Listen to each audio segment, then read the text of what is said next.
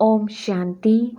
21 मई 2024 के ईश्वरीय महावाक्य। पहले सुनते हैं आज की मुरली से होमवर्क। बाबा ने कहा, बाप कहते हैं मैं इनका आधार लेता हूँ, अपना तो है नहीं तो पढ़ाएंगे कैसे। बाप रोज बैठ बच्चों को कशिश करते हैं कि अपने को आत्मा समझ और बाप को देखो।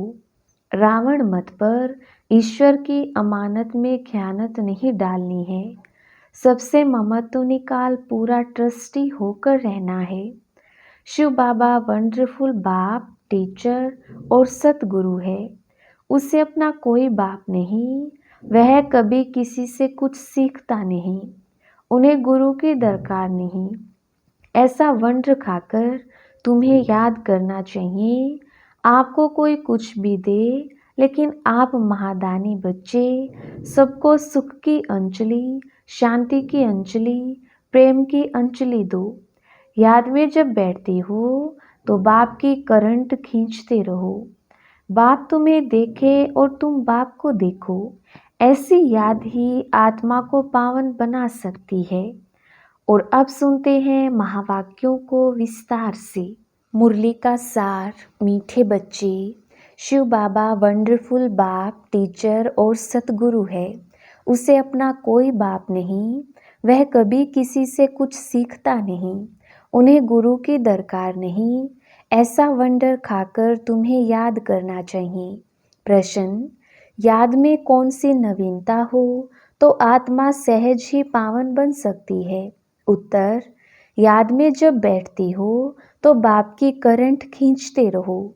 बाप तुम्हें देखे और तुम बाप को देखो। ऐसी याद ही आत्मा को पावन बना सकती है। यह बहुत सहज याद है, लेकिन बच्चे घड़ी घड़ी भूल जाते हैं कि हम आत्मा हैं, शरीर नहीं। देही अभिमानी बच्चे ही याद में ठहर सकते हैं। ओम शांति। मीठे मीठे बच्चों को यह तो निश्चय है कि यह हमारा बेहद का बाप है, उनका कोई बाप नहीं। दुनिया में ऐसा कोई मनुष्य नहीं होगा जिसका बाप ना हो। एक एक बात बड़ी अच्छी समझने की है और फिर नॉलेज भी वह सुनाते हैं जो कब पढ़ते नहीं हैं। नहीं तो मनुष्य मात्र कुछ ना कुछ पढ़ते जरूर हैं। श्री कृष्ण भी पढ़ा है। बाप कहते हैं मैं क्या पढ़ूं, मैं तो पढ़ाने आया हूँ, मैं पढ़ा हुआ नहीं हूँ। मैंने कोई से शिक्षा नहीं ली है, कोई गुरु नहीं किया है। ड्रामा प्लान अनुसार बाप की जरूर ऊंचते ऊंच महिमा होगी। गाया भी जाता है, ऊंचे ते ऊंचा भगवन। उनसे ऊंचा फिर क्या होगा।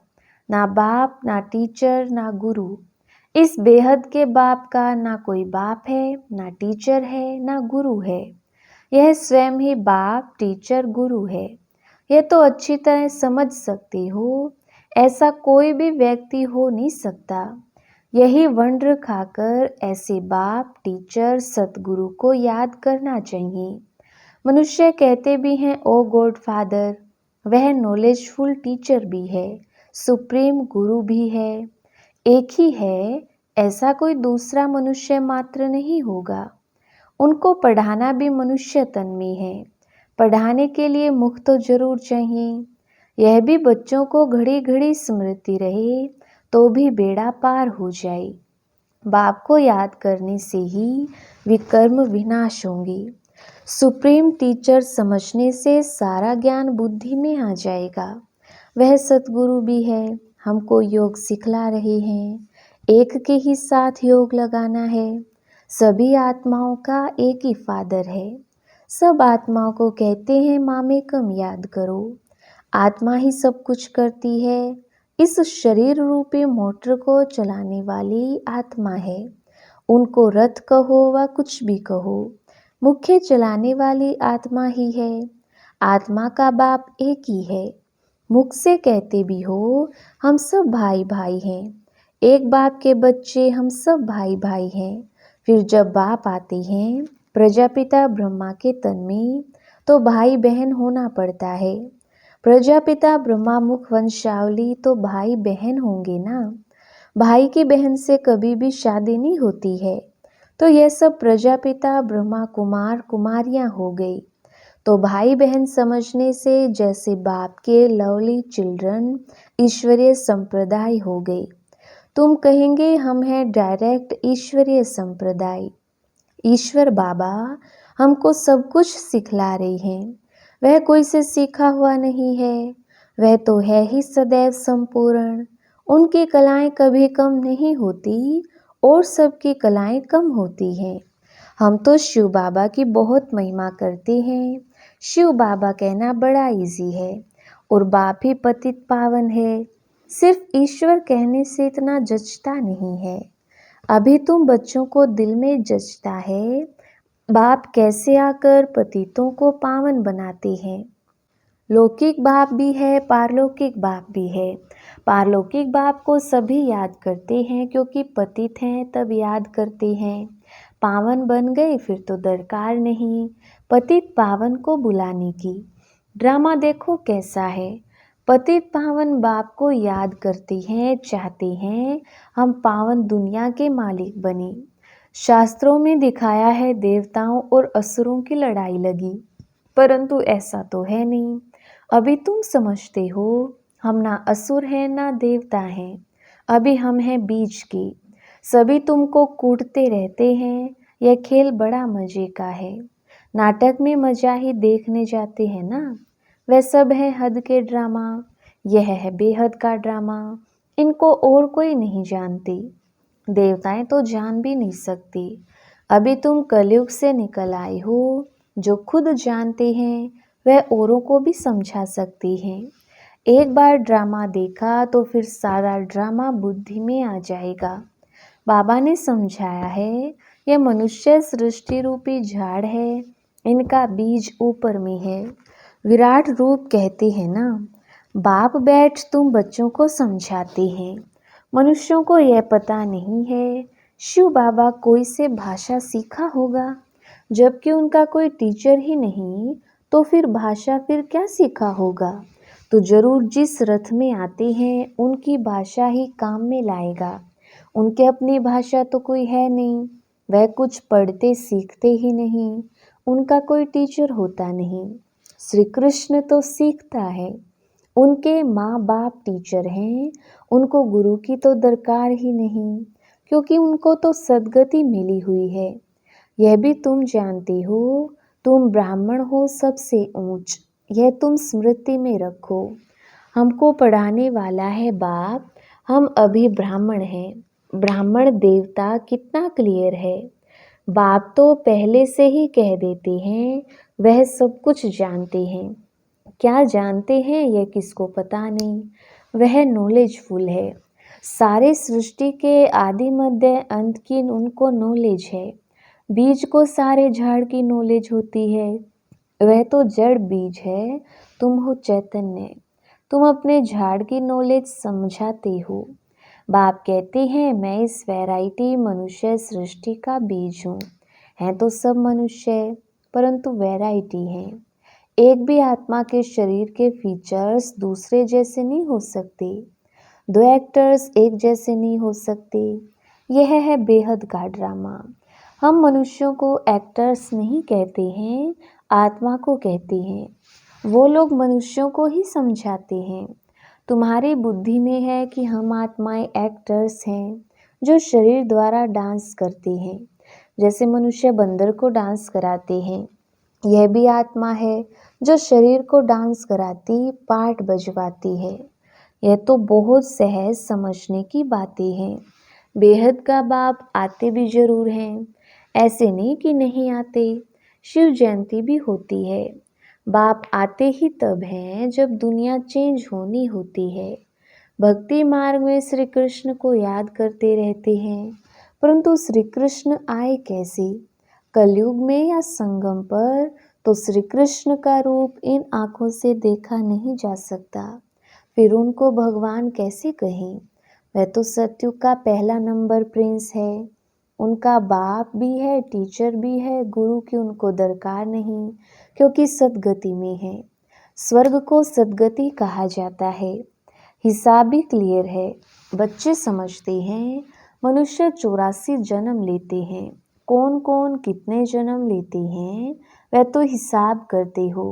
डीटी घराना जरूर पहले पहले आता है, पहला जन्म उनका ही होता है। एक का हुआ तो उनके पीछे सभी आ जाते हैं। यह बातें तुम जानते हो, तुम्हारे में भी कोई अच्छी रीति समझते हैं, जैसे उस पढ़ाई में होता है। यह है बहुत सहज, सिर्फ एक गुप्त डिफिकल्टी है। तुम बाप को याद करते हो, उसमें माया विघन डालती है, क्योंकि माया रावण को हर्षद होता है। तुम राम को याद करते हो तो रावण को हर्षद होता है कि हमारा मुरीद राम को क्यों याद करता है। यह भी ड्रामा में पहले से ही नूंद है, नई बात नहीं। कल पहले जो पार्ट बजाया है वही बजाएंगे। अभी तुम पुरुषार्थ कर रही हो, कल्प पहले जो पुरुषार्थ किया है वह अभी भी कर रहे हो। यह चक्र फिरता रहता है, कभी बंद नहीं होता है। टाइम की टिक टिक होती रहती है। बाप समझाते हैं यह 5000 वर्ष का ड्रामा है। शास्त्रों में तो कैसी कैसी बातें लिख दी हैं। बाप ऐसे कभी नहीं कहेंगे कि भक्ति छोड़ो, क्योंकि अगर यहाँ भी चल नहीं सके और वह भी छूट जाए तो ना इधर का ना उधर का ही रहे, कोई काम का ही नहीं रहा। इसलिए तुम देखते हो कई मनुष्य ऐसे भी हैं जो भक्ति आदि कुछ नहीं करते हैं, बस ऐसे चलता रहता है। कई तो कह देते हैं भगवान ही अनेक रूप धरते हैं। अरे यह तो बेहद का ड्रामा अनादि बना बनाया है, जो रिपीट होता रहता है। इसलिए इसको अनादि अविनाशी वर्ल्ड ड्रामा कहा जाता है। इसको भी तुम बच्चे ही समझ रहे हो। इसमें भी तुम कुमारियों के लिए तो बहुत सहज है। माताओं को तो जो सीढ़ी चढ़ी है वह उतरना पड़े, कुमारी को तो कोई और बंधन नहीं, चिंतन ही नहीं, बाप का बन जाना है। लौकिक संबंध को भूल पारलौकिक संबंध जोड़ना है। कलयुग में तो है ही दुर्गति, नीचे उतरना ही है ड्रामानुसार। भारतवासी कहते हैं यह सब कुछ ईश्वर का है, वह मालिक है। तुम कौन हो? हम आत्मा हैं, बाकी ये सब कुछ ईश्वर का है। यह देह आदि जो कुछ है परमात्मा ने दिया है। मुख से कहते ठीक है, कह देते हैं यह सब कुछ ईश्वर ने दिया है। अच्छा, फिर उनकी दी हुई चीज़ में ख्यानत थोड़ी डालनी चाहिए, परंतु उस पर भी चलते नहीं, रावण मत पर चलते हैं। बाप समझाते हैं तुम तो ट्रस्टी हो, परंतु रावण संप्रदाय होने कारण तुम ट्रस्टी पने में अपने को धोखा देते हो। मुख से कहते हो एक हो, करते दूसरा हो। बाप ने चीज़ दी फिर ले ली तो उसमें तुमको दुख क्यों होता है? ममत्व मिटाने के लिए यह बातें बाप अपने बच्चों को समझाते हैं। अब बाप आए हैं, तुमने ही पुकारा है बाबा हमको साथ ले चलो, हम रावण राज्य में बहुत दुखी हैं, आकर हमको पावन बनाओ, क्योंकि समझते हैं पावन बनने बगैर हम जा नहीं सकते। हमको ले चलो। कहाँ? घर ले चलो। अब कहते हैं सब कि हम अब घर जाएं। श्री कृष्ण के भगत चाहते हैं हम कृष्णपुरी वैकुंठ में जाएं। सतयुग ही याद रहता है, प्यारी चीज़ है। मनुष्य मरता है तो स्वर्ग जाता नहीं है, स्वर्ग तो सतयुग में ही होता है, कलयुग में होता है नर्क, तो जरूर पुनर्जन्म नर्क में ही होगा। यह कोई सतयुग थोड़ी है, वह तो वंडर ऑफ वर्ल्ड है। कहते भी हैं, समझते भी हैं, फिर भी कोई मरता है तो उनके संबंधी कुछ भी समझते नहीं। बाप के पास जो 84 के चक्र की नॉलेज है वह बाप ही दे सकते हैं। तुम तो अपने को देह समझते थे, वह रोंग था। अब बाप कहते हैं देही अभिमानी भव। श्री कृष्ण तो कह ना सके देही अभिमानी भव, उनको तो अपनी देह है ना। शिव बाबा को अपनी देह नहीं है, यह तो उनका रथ है जिसमें वह विराजमान है। उनका यह रथ है तो इनका भी रथ है, इनकी अपनी आत्मा भी है, बाप का भी लोन लिया हुआ है। बाप कहते हैं मैं इनका आधार लेता हूँ, अपना तो है नहीं, तो पढ़ाएंगे कैसे? बाप रोज बैठ बच्चों को कशिश करते हैं कि अपने को आत्मा समझ और बाप को देखो। यह शरीर भी भूल जाए, हम तुमको देखें, तुम हमको देखो। तुम जितना बाप को देखेंगे पवित्र होते जाएंगे, और कोई उपाय पावन बनने का है नहीं। अगर हो तो बताओ, जिससे आत्मा पवित्र होती हो। गंगा के पानी से तो नहीं होगी। पहले तो कोई को भी बाप का परिचय देना है। ऐसा बाप तो और कोई होता नहीं। न बस देखो ऐसा समझा है जो चक्रित हो जाए। समझे बरोबर इनको परमात्मा कहा जाता है। अभी तुम बच्चों को बाप अपना परिचय दे रही हैं। मैं कौन हूँ यह भी बच्चों को मालूम है। हिस्ट्री रिपीट होती है। जो इस स्कूल के होंगे वही आएंगे, बाकी तो सब अपने अपने धर्म में चले जाएंगे। जो और धर्मों में कन्वर्ट हो गए हैं वह फिर निकल अपने अपने सेक्शन में चले जाएंगे। इसलिए निराकारी झाड़ भी दिखाया है। यह बातें तुम बच्चे ही समझते हो, बाकी तो कोई मुश्किल ही समझते। 7-8 से कोई 1-2 निकलेंगे जो समझेंगे यह नॉलेज तो बहुत अच्छी है। यहाँ का जो होगा उनको तूफान कम आएंगे। दिल होगी फिर जाएं, जाकर सुने। कई फिर संग के रंग में भी आ जाते हैं, तो फिर आते नहीं। जहाँ पार्टी को जाता हुआ देखेंगे तो उसमें लटक पड़ेंगे। मेहनत लगती है बहुत, कितनी मेहनत करनी पड़ती है। घड़ी घड़ी कहते हैं हम भूल जाते हैं, मैं आत्मा हूँ शरीर नहीं। यह घड़ी घड़ी भूल जाते हैं। बाप भी जानते हैं बच्चे काम चिता पर बैठकर काले हो गए हैं, कब्र दाखिल हो पड़े हैं, इसलिए सावरे बन गए हैं। उनको ही फिर बाप कहते हैं हमारे बच्चे सब जल मरे हैं। यह बेहद की बात है। कितनी करोड़ों आत्माएं हमारे घर में रहने वाली हैं, अर्थात ब्रह्मलोक में रहने वाली हैं। बाप तो बेहद में खड़े हैं ना, तुम भी बेहद में खड़े हो जाएंगे। जानते हो बाबा स्थापना करके चला जाएगा, फिर तुम राज्य करेंगे। बाकी सब आत्माएं शांति धाम में चली जाएंगी। अच्छा, मीठे मीठे सिकिलदे बच्चों प्रति माता पिता बाप दादा का याद प्यार और गुड मॉर्निंग। रूहानी बाप की रूहानी बच्चों को नमस्ते। हम रूहानी बच्चों की रूहानी बाप दादा को याद प्यार, गुड मॉर्निंग और नमस्ते जी। धारणा के लिए मुख्य सार। पहला पॉइंट, किसी भी एक्टर से रावण ईर्ष्या करे, विघन डाले, तूफान में लाए तो उसे ना देख अपने पुरुषार्थ में तत्पर रहना है, क्योंकि हर एक एक्टर का पार्ट है। इस ड्रामा में अपना अपना है। यह अनादि ड्रामा बना हुआ है। स्लोगन। धारणा के लिए मुख्य सार। पहला पॉइंट, किसी भी एक्टर से रावण ईर्ष्या करे, विघन डाले, तूफान में लाए तो उसे ना देख अपने पुरुषार्थ में तत्पर रहना है, क्योंकि हर एक एक्टर का पार्ट इस ड्रामा में अपना अपना है। यह अनादि ड्रामा बना हुआ है। दूसरा पॉइंट, रावण मत पर ईश्वर की अमानत में ख़यानत नहीं डालनी है। सबसे ममत्व निकाल पूरा ट्रस्टी होकर रहना है।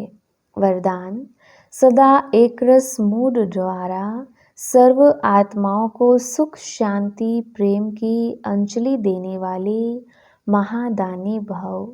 विस्तार, आप बच्चों की मूड सदा खुशी की एक रस रहे। कभी मूड ऑफ, कभी मूड बहुत खुश, ऐसे नहीं। सदा महादानी बनने वालों की मूड कभी बदलती नहीं है। देवता बनने वाले माना देने वाले। आपको कोई कुछ भी दे, लेकिन आप महादानी बच्चे सबको सुख की अंजलि, शांति की अंजलि, प्रेम की अंजलि दो। तन की सेवा के साथ मन की ऐसी सेवा में बिजी रहो तो डबल पुण्य जमा हो जाएगा। स्लोगन, आपकी विशेषताएं प्रभु प्रसाद हैं, इन्हें सिर्फ स्वयं प्रति यूज नहीं करो, बांटो और बढ़ाओ। अच्छा, ओम शांति।